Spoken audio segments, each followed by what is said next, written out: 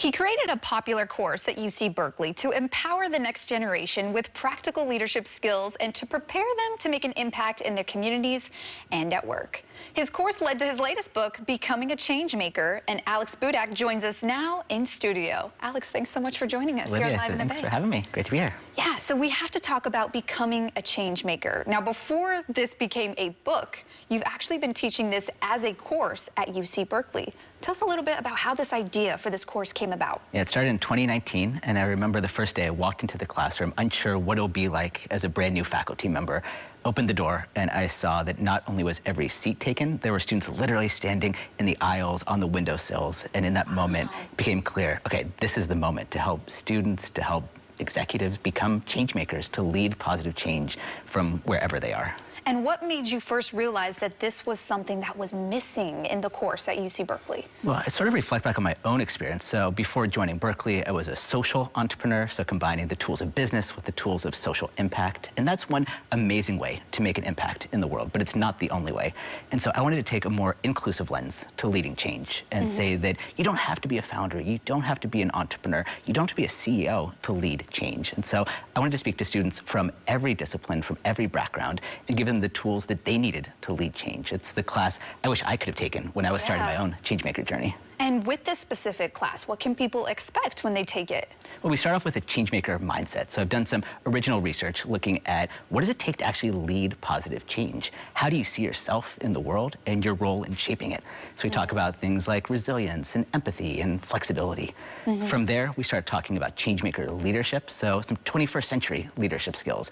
How do you lead change through influence rather than authority? How do you come up with a vision for change and inspire others to come along with you? And then changemaker action. So it's not change thinking, it's change making. And so how do you take those really challenging but crucial first steps of action to turn an idea into a reality?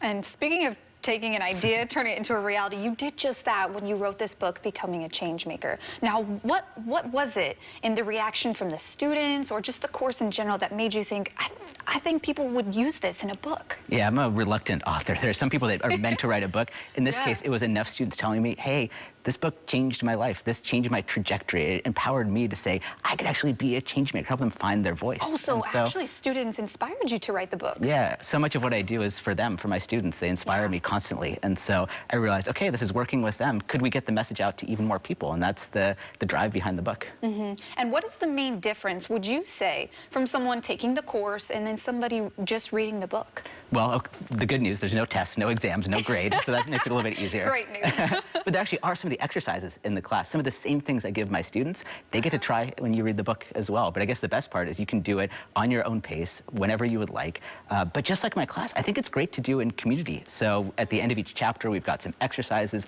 things you can try out, and I encourage you to perhaps find your changemaker community and read it with someone. Well, speaking of community, like you said, the students are really the ones who drove you to create this into a book. Now, when it comes to the book as a whole, what are you hoping that people take away from this? There's so many leadership books out there, but so many of them are written from the perspective of the CEO, the executive director, the person has 30 years of leadership experience. And I take a much more inclusive lens. So I want you to see a bit of yourself in this book, whether you're an intern, a product manager, maybe you're at the end of your traditional career and you're looking for what's next and how you can have an impact. And so my goal with this is that everyone will see a bit of themselves in there. There's over 50 case studies, and so everywhere from an intern all the way to someone who's just really passionate about composting and wants his whole company to compost. And so I hope that you'll feel a bit of yourself in there and you'll feel empowered to take those crucial steps of leading change. And speaking of change, what change have you seen directly from some of your students that have taken the course, read the book? What changes have you seen? It's been amazing, just the way that they sort of stand up. Many students said it gave them a voice. But I think about one of my favorite students, Ibrahim Balday. It started with just an initial conversation we had in office hours, and it led to him taking action. He created something called Black Book University, which is to help encourage and support a community of Black students at UC Berkeley. And we always talk in the class about be the blank you wish you had, be the teacher you wish you had, be the mentor you wish you had. And so Ibrahim did an amazing job of creating the community and the tools that he wished he had when he was a freshman at UC Berkeley. And he took the changemaker mindset, changemaker leadership, and put it into practice. Now, if you were to give our viewers just a few tips on how they can become a change maker, what would those be? I think the first one is to just give yourself permission. If you keep waiting for someone else to give you permission, it may never come. So the most important thing you can do is to say, yes, I can actually lead change. And I hope the book is sort of that ticket to giving yourself that permission. And how does that tie into micro-leadership? Yeah, great question. So I think when we think about leadership, we tend to think of it as the single heroic act. We think about Lech Walesa scaling the wall or Steve Jobs pulling the iPhone out of his pocket. But I believe that while leaders might be scarce, there might only be one CEO in a company, leadership is abundant.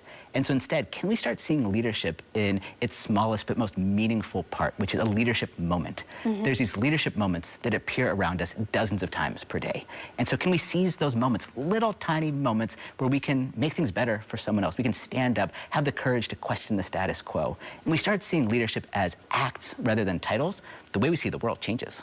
And, you know, something else, you mentioned leadership skills, but how does that look different for every single person? Because everyone's situation differs. So important. We tend to think that to be a leader, you've got to be the extrovert or the supernaturally charismatic person. But what I try to put forward in the book and in my class is this idea we can all lead from where we are in a way that's true to who we are. We may lead a bit more behind the scenes. We may be up in front, but leadership takes all of us leading from where we are. There's roles for all of us to lead change. It's not just about the entrepreneur. It's about the COO and the CFO and the folks that will be around us. I say that change making is a team sport, and really it takes all of us to lead change. Wow, well, it's absolutely incredible. Thank you so much for joining us here today on Live in the Bay. Alex, we appreciate it. Thanks for having me. Of course. To learn more